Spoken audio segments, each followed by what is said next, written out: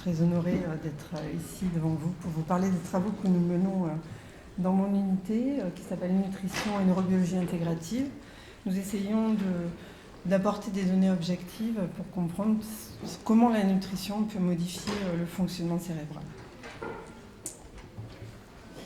Donc, je vais focaliser aujourd'hui mes propos autour des acides gras polyinsaturés et tenter de vous expliquer comment ces acides gras polyinsaturés peuvent modifier le fonctionnement cérébral. Donc, il est important de savoir au départ que les acides gras polyinsaturés existent dans les plantes uniquement. Ils sont apportés donc par la nutrition. L'organisme ne peut pas les synthétiser, donc on a une nécessité de les consommer. Et effectivement, il y a deux grandes familles d'acides gras polyinsaturés. D'abord, la famille oméga 6 et puis la famille oméga 3. On va trouver les précurseurs dans les plantes, comme je vous l'ai dit, mais dans des plantes différentes, en particulier dans des huiles végétales et des graines complètement distinctes. Et il faut absolument consommer les oméga 6, mais également les oméga 3, donc qu'on va trouver dans certaines graines, plantes, ici des noix, par exemple pour les oméga 3, alors qu'on va trouver les oméga 6 dans les tournesols et d'autres composés. Une fois que l'on a consommé ces précurseurs, ils vont être métabolisés, et ce, dans l'organisme par des enzymes spécifiques. Et donc, on va avoir des chaînes de métabolisation qui vont conduire à la production de dérivés, qu'on appelle dérivés à chaîne longue, en particulier l'acide arachidonique ici pour les oméga 6, et puis pour les oméga 3, l'EPA et le DHA. Et vous entendrez beaucoup parler du DHA parce que ce DHA va s'accumuler dans le cerveau, et donc ce composé est extrêmement important. Ce qui est important de comprendre aussi, c'est qu'en fonction des quantités que l'on consomme au départ de ces précurseurs, les quantités que l'on va retrouver dans le corps vont être proportionnelles, puisque ce sont les mêmes enzymes qui vont métaboliser les précurseurs issus des oméga 6 et les précurseurs issus des oméga 3. Ainsi, si l'on consomme beaucoup plus d'oméga 6 que d'oméga 3, in fine, on aura une accumulation plus grande dans les cellules du corps des composés issus des oméga 6 par rapport aux oméga 3. Et vous verrez que c'est la règle, puisque de façon générale, on consomme trop peu d'oméga 3 par rapport aux oméga 6. Alors, comme je vous l'ai dit, ces oméga 3 et ces oméga 6, en tout cas, les dérivés sont accumulés principalement dans le système nerveux central, mais également dans la rétine. Et donc, on va retrouver ce fameux DHA dont je vous ai parlé précédemment, de façon très importante, une grande quantité dans le cerveau, et puis également l'acide arachidonique qui, comme je vous le rappelle, est issu des oméga 6. Ainsi, 30% en fait, du poids sec du cerveau sont des lipides, et 30% sont des acides gras polyinsaturés, oméga 3 et oméga 6, et la moitié de ces 30% correspond à du DHA. Donc ce fameux oméga 3 dont on a tant besoin. Alors comme je l'ai dit précédemment, effectivement la consommation des oméga 3 et des oméga 6 aujourd'hui est déséquilibrée, puisque les diètes dites de type western vont contenir non seulement des acides gras saturés et des acides gras de type trans, mais également va avoir une proportion oméga 3 oméga 6 largement disproportionnée. Et ainsi, il est recommandé aujourd'hui de consommer un oméga 3 pour 4 oméga 6, et en réalité, on est plutôt autour d'un ratio de 1 oméga 3 pour 15 à 20 oméga 6, et dans certains pays, on peut attendre des disproportions de l'ordre de 1%. Alors, quel va être l'impact de ces déséquilibres d'apport alimentaire en oméga 3 et oméga 6 ? Eh bien, ce que l'on sait aujourd'hui dans la littérature, c'est qu'effectivement, il y a un lien très fort entre le métabolisme de ces acides gras et l'impact sur certaines fonctions, en particulier les fonctions concernant l'humeur et la cognition.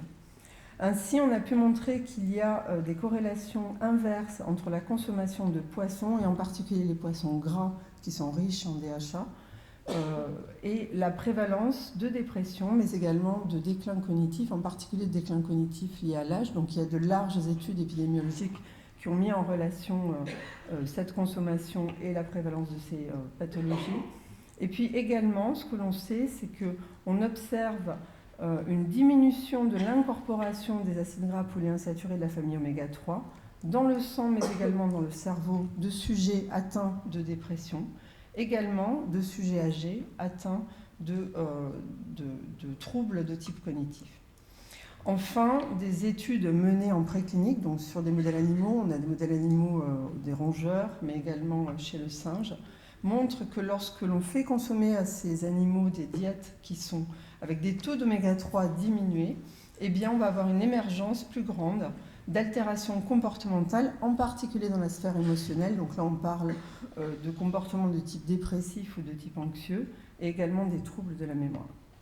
Donc ces données, en fait, sont des données issues de la littérature auxquelles nous avons contribué.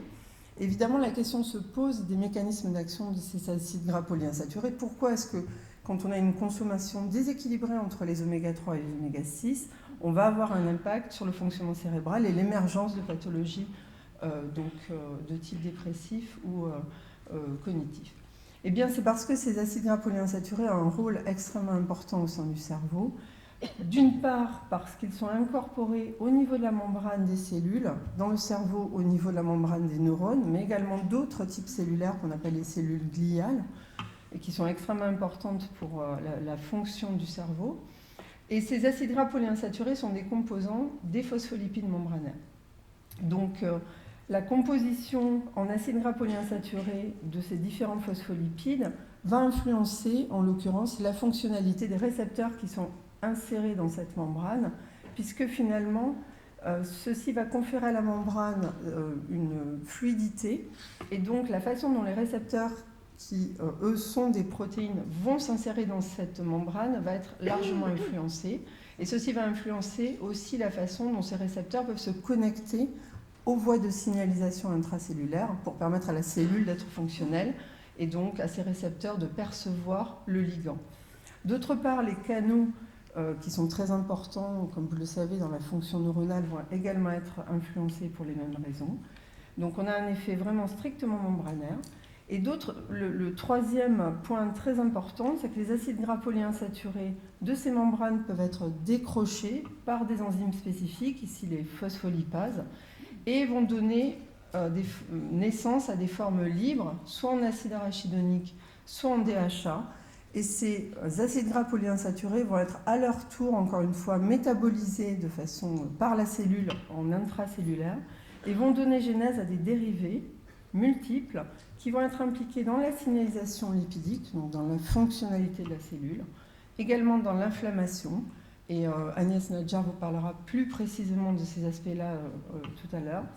Ils vont aussi être capables d'agir directement sur la production d'autres gènes en se liant à des récepteurs qui sont des récepteurs nucléaires, comme les PPAR par exemple, donc réguler la synthèse de nouveaux gènes. Et puis, ce sont aussi des précurseurs pour des lipides qui s'appellent les endocannabinoïdes, auxquels nous nous intéressons particulièrement. Et ces endocannabinoïdes vont avoir des effets très importants au niveau des fonctions cellulaires, et en particulier dans le système nerveux central. Ils se lient à des récepteurs spécifiques, les récepteurs CB1 qui vont contrôler la plasticité neuronale et les récepteurs CB2 qui, eux, ont plutôt des activités anti-inflammatoires. Donc, comme vous pouvez le voir, finalement, le ratio qu'on va avoir au sein de la membrane entre acide arachidonique et DHA, dont je vous rappelle qu'ils dépendent strictement de ce que l'on a consommé, va avoir un impact extrêmement important au niveau des fonctions cellulaires, des fonctions neuronales, mais également des fonctions gliales et endothéliales.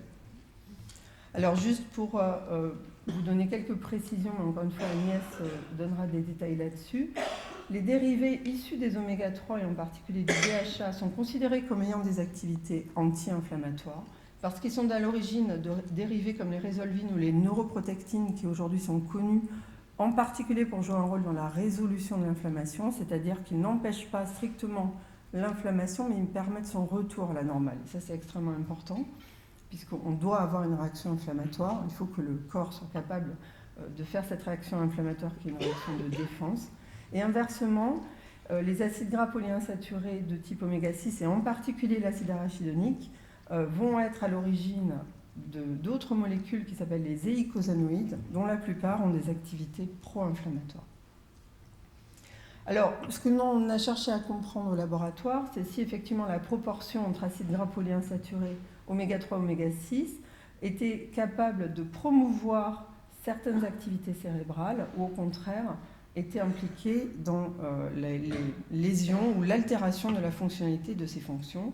Et donc nous analysons en fait l'impact de diète aux proportions changées en acides gras polyinsaturés sur le métabolisme des lipides dérivés de ces acides gras dans le cerveau, sur les fonctions du système de l'immunité innée cérébrale, sur l'axe corticotrope, la réactivité au stress, mais également sur la neuroplasticité. Je vais vous parler plus particulièrement de cet aspect aujourd'hui.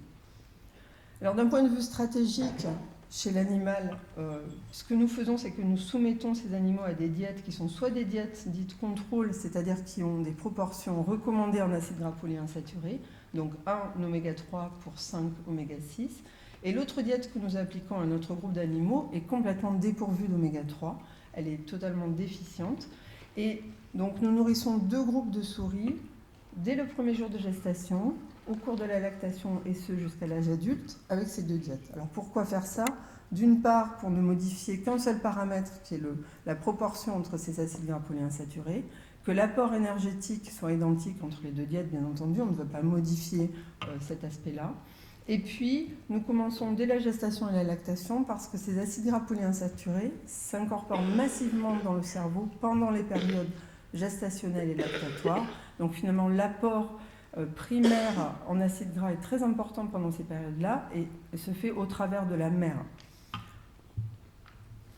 Donc ce que nous avons pu mettre en évidence dans un premier temps, c'est que dans le cerveau de ces souris à l'âge adulte, on constate qu'il y a une diminution donc, du DHHC dans le cerveau des animaux qui ont été nourris avec cette diète déficiente en oméga 3, et ceci n'est pas le cas, bien entendu, dans la diète contrôle.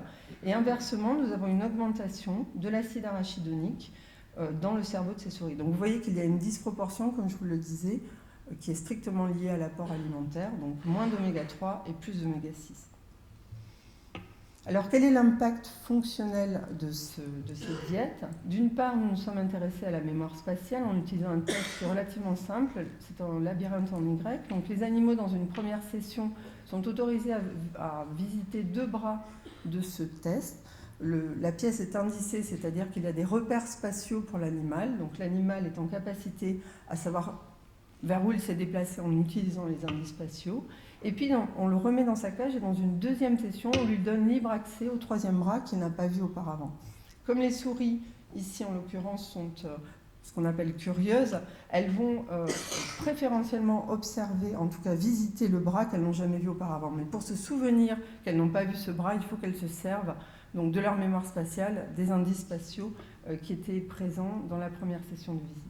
Et ce que l'on peut voir, c'est qu'effectivement les animaux nourris avec la diète équilibrée ont une activité mnésique correcte, elles passent plus de temps à visiter ce nouveau bras, et ceci n'est pas le cas pour les animaux qui ont été carencés. Vous voyez qu'ils passent moins de temps à visiter ce nouveau bras, comme s'ils ne se souvenaient pas très bien finalement de quel bras ils avaient déjà visité. Alors ces troubles de la mémoire spatiale qui sont accompagnés d'altérations de la plasticité synaptique. Donc nous avons ici mesuré la potentialisation à long terme qui est dans l'hippocampe de ces souris. Et comme vous pouvez le voir, lorsque les neurones sont stimulés, voici la réponse que l'on attend. Donc ça, c'est une potentialisation à long terme observée dans l'hippocampe des souris contrôle. Et chez les animaux qui ont été carencés, vous voyez qu'on n'a pas d'activation de cette potentialisation à long terme, ce qui est un signe d'une altération donc, de la plasticité synaptique dans l'hippocampe de ces souris et qui explique effectivement les troubles de la mémoire spatiale observés chez ces animaux. On a regardé d'un point de vue morphologique si les neurones étaient modifiés. Donc on a regardé d'une part ici l'arborisation dendritique, dont vous avez entendu parler dans le talk précédent, et on n'a pas pu observer de diminution de cette arborisation dendritique.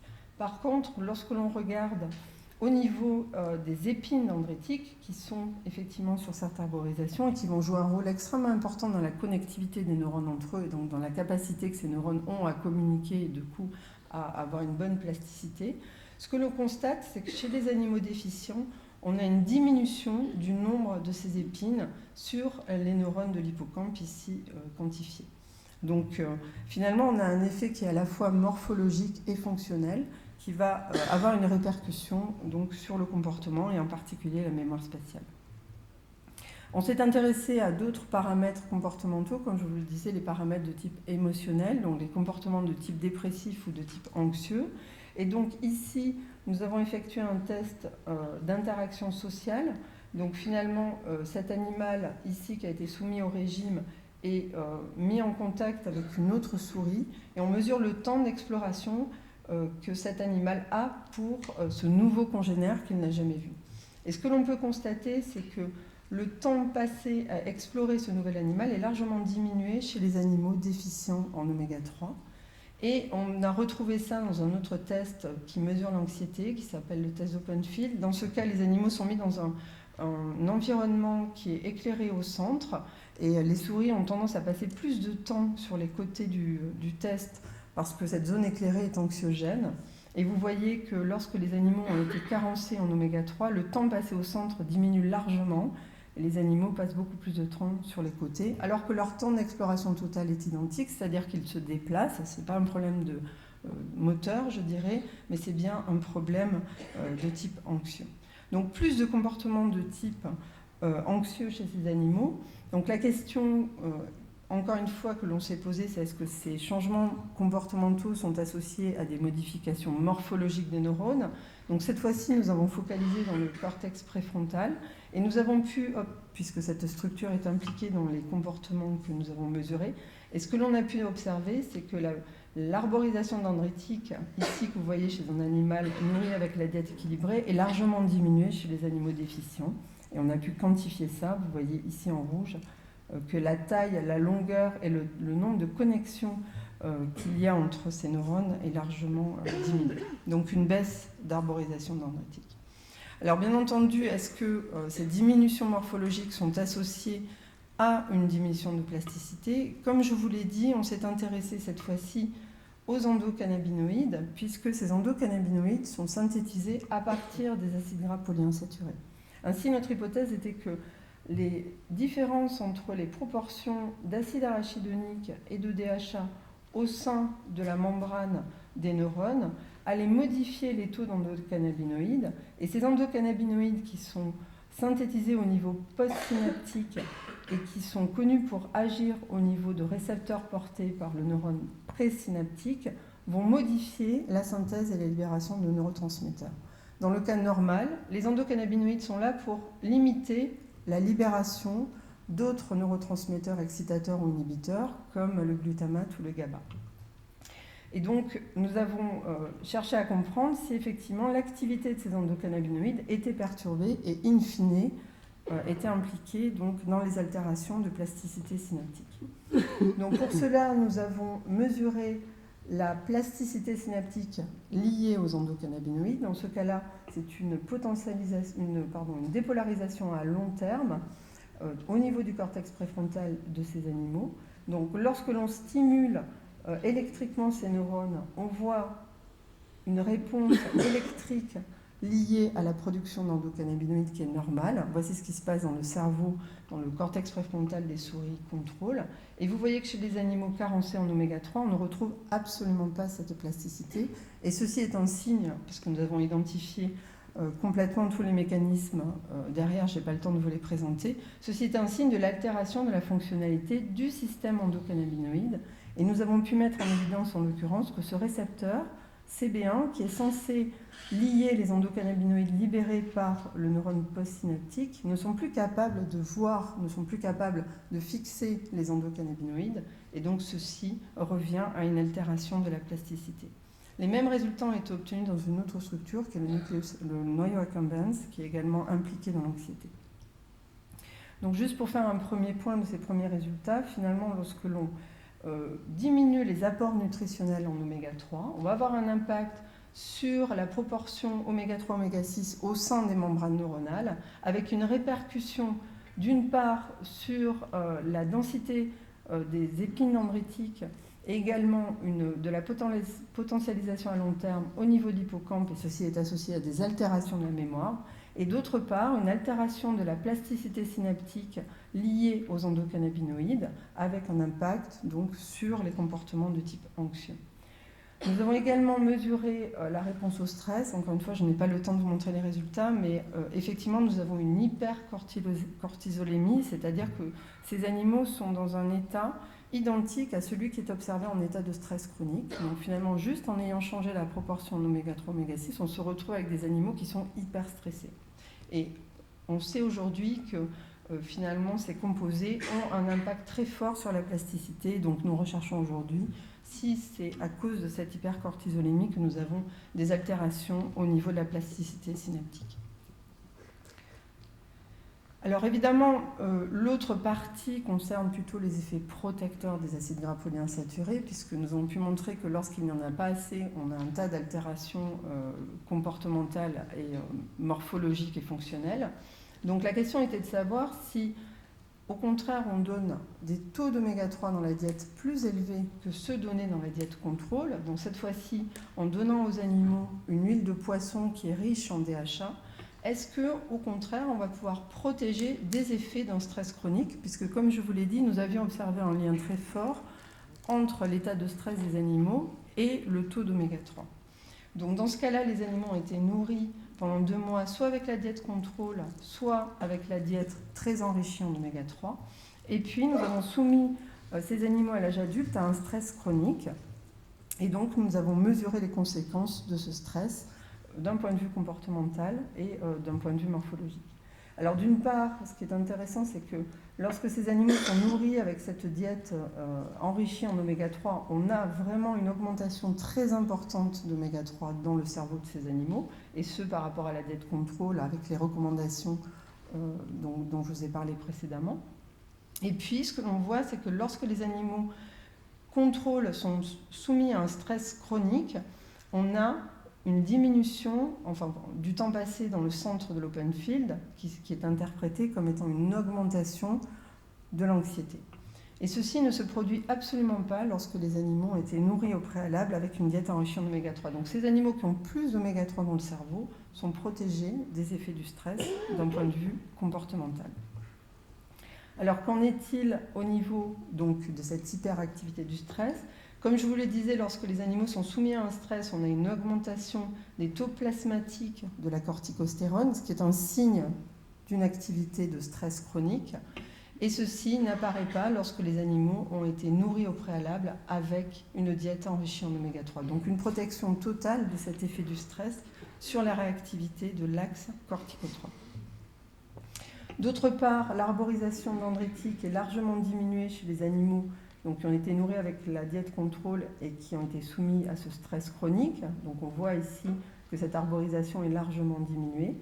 Et ceci n'est pas le cas lorsque les animaux ont été nourris au préalable avec une diète enrichie en oméga 3, en tout cas en DHA. Donc l'arborisation est protégée des effets du stress.